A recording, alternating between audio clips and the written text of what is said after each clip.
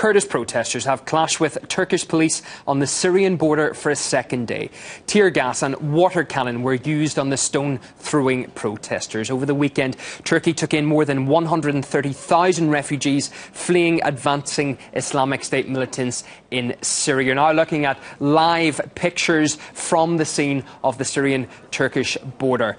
Ankara is now moving to close down the crossings, and Lizzie Phelan from RT's video agency Ripley is at the border for us.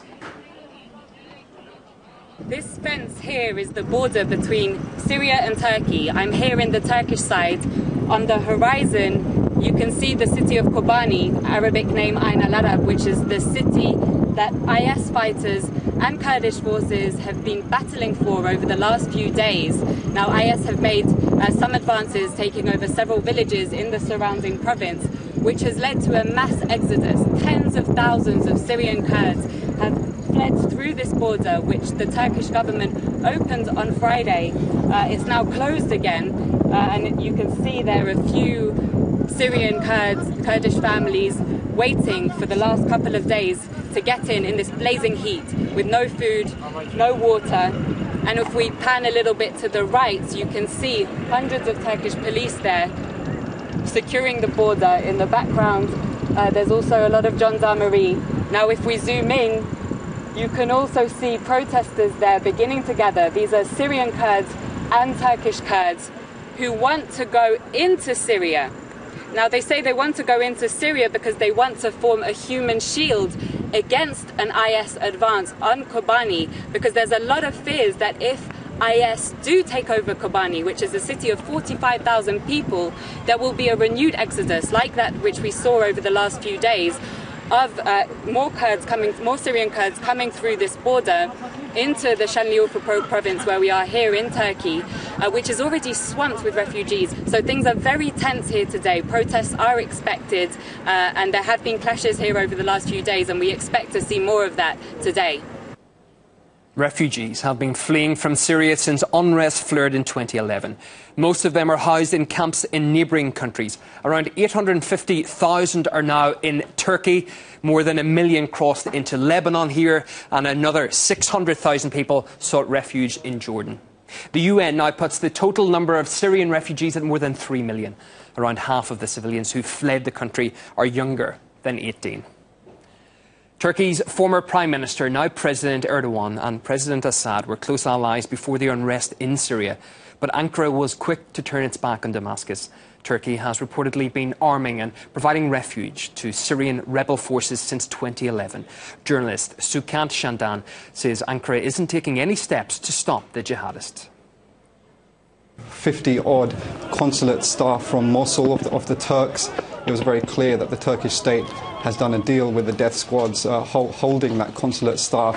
If we understand that 12,000 so-called jihadis, these are not jihadis, these are death squad members, some of which have gone from London and England and France and Belgium, has gone through the Turkish-Syrian border, and nothing could be clearer.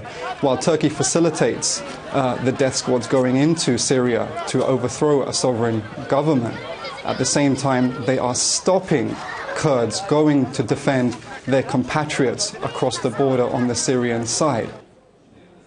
Protesters accuse the British government of helping create the jihadist menace by backing Syrian opposition forces which went on to join Islamic State. Demonstrators also called on London to break off relations with governments who've been directly funding the rebels. Calls for the UK to send troops to the Middle East are becoming louder. Polly Boyker reports. We have hawks in the government who are calling for it, especially for Britain to join in US airstrikes. But some people think that Britain should go even further. Just over the weekend, we had Tony Blair speak out, the former British Prime Minister.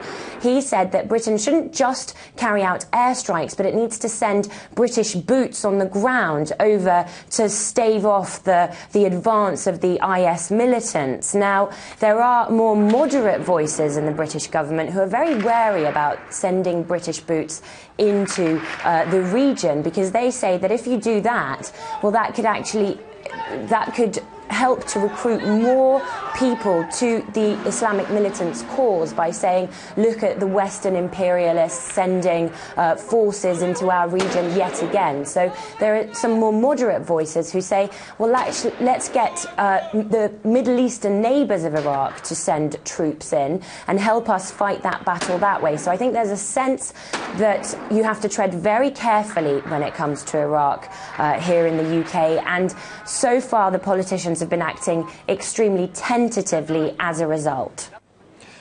Now, one Syrian town, populated mostly by Christians, is preparing for the worst amid Islamic State's advance. Government forces say they're trying to secure Muhradah, but right now the town is at the mercy of jihadist artillery fire. Locals have been forced to set up their own relief and security operations. RT was one of the few news crews to visit the embattled town, where residents say they'll stand their ground to the end. Muhradah is a part of Syria. It can exist only as a part of this country. We refuse to leave this land, and we have the right for self-defense. We simply don't have another choice but to protect our lives. The government should take its decision in accordance with the law. We still can't believe that we survived. The damage is massive. Violence can't be forgiven. We're strongly against terrorism and atrocities. We demand the government provide security and stability. At night, shelling killed one woman and a house was partly destroyed.